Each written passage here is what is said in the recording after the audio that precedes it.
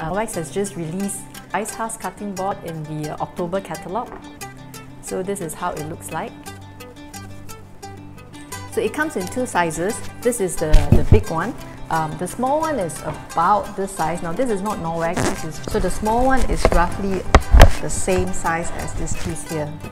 So it's 25 by 35 and this is 30 by 40 cm. When it comes to cutting board, there are many types of cutting board. You have a wood cutting board. We also have plastic, and even plastic there are many types. So this one is a very high density kind of plastic, and like as you see, is two-sided. It's supposed to be antibacterial. I can still see mold growing on the cut lines. Yes. And we have our Norwex cutting board, which I have been using for close to 6 months now. So this is my cutting board. The Norwex cutting board is made from rice husk, which is 100% biodegradable. It is also BPA free and food grade, and also there are no glue used in making this cutting board, and it is another more sustainable option. Okay, so on this cutting board there is a base.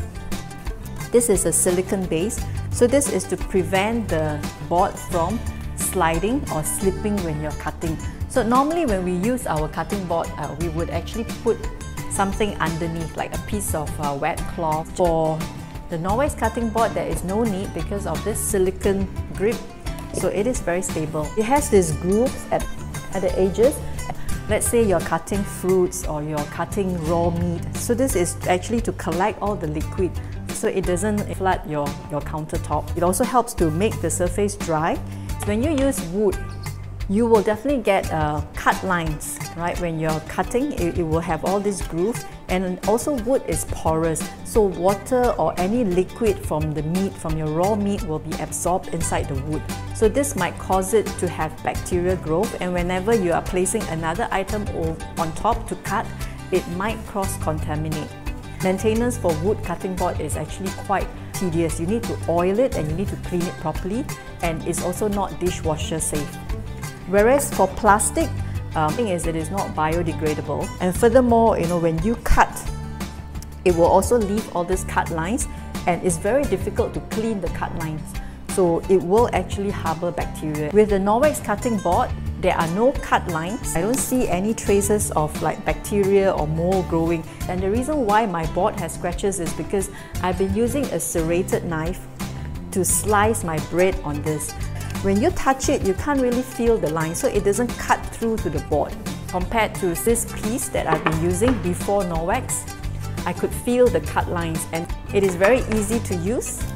Another good feature for this board is that when you cut something that has very strong pungent smell like garlic or onion, you can easily wipe off the garlic smell. So let's say I'm cutting raw garlic and then I just have to wipe before I cut my bread. When you cut, it will make some noise. So you just have to get used to the noise.